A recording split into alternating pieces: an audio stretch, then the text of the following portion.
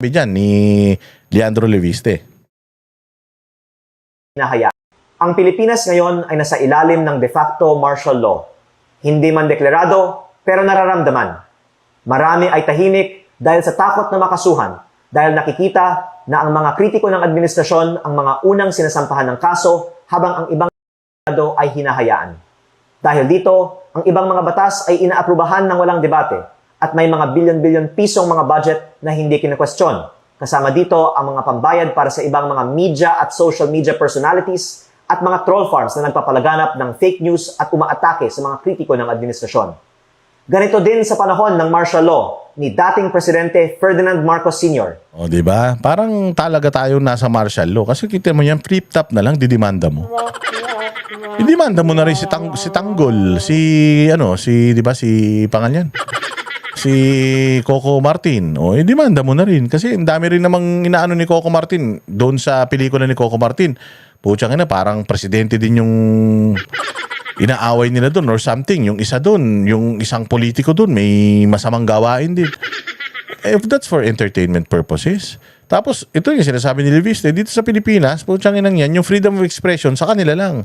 Kapag kayong nagbibigay ng pagpapahayag, against sa kanila, putang ina, didimanda nila yan. Ganyan ng panahon ni Marcos Sr. Yung nangyayari ngayon, silent, hindi pa sila, ito masaklap, hindi pa sila nagdedeklara ng martial law, pero parang martial law na dito sa Pilipinas, di ba? Makikita mo, pagka yung mga tarantadong mga vlogger na binabayaran nila sa pubuwis ng taong bayan, ang sinisira mga Duterte, putang ina, walang sedition dyan. Hindi kayo nagrereklamo, amon nyo rin naman si Inday.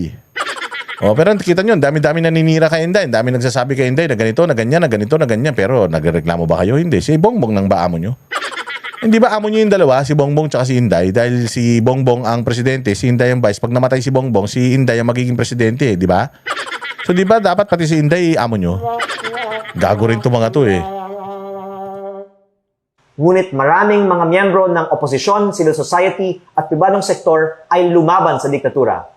Kahit maraming ikinulong, umalis ng bansa at ginipit ang negosyo, hindi sila sumuko.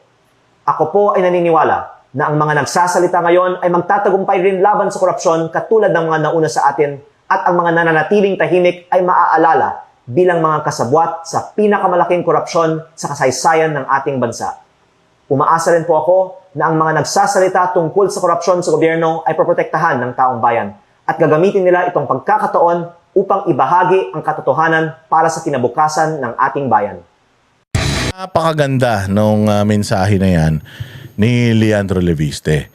Nasa panahon kasi ngayon, ginagamit nila yung full power of the government para yung mga nagsasalita against sa mga maling ginagawa ng gobyerno, ikulong, patahimikin, bayaran, or kung anong paraan. Basta lang, hindi sila mabatikos. So, itong mga bumabatikos na mga politiko, katulad ni Kiko Barsaga, pinasususpindi na talaga ng permanente.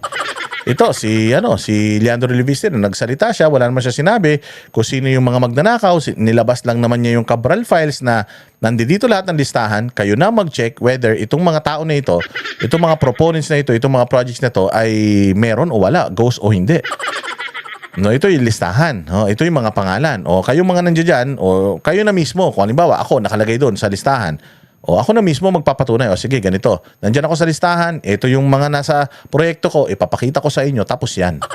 Dapat ganun ang gawin mo. Patunayan mo na maayos ka. Kung hindi ka maayos, putang ina, delikado ka talaga. Yung listahan na yan, kung lumabas ang pangalan mo dyan at wala kang tinatagong kabulastugan, hindi ka kakabahan. Pero pagka ikaw ay magnanakaw ka, lumabas ang pangalan mo dyan, putsang ina, talagang magagalit ka kay Leandro Leviste. Sabi ko nga sa inyo, andyan ang nanay niya, andyan si Senator Robin.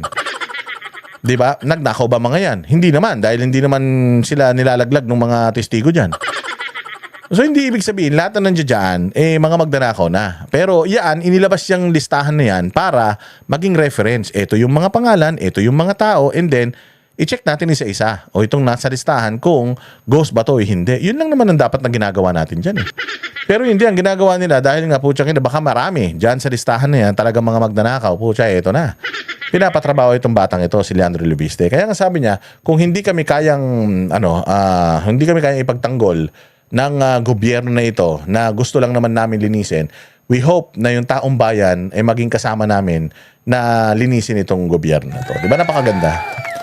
And sana magtuloy-tuloy ang pagiging patriot na itong mga batang mga politiko, and sana hindi sila sana ay hindi sila tawag diyan, mabayaran, matakot, ma-pressure whatsoever. O ito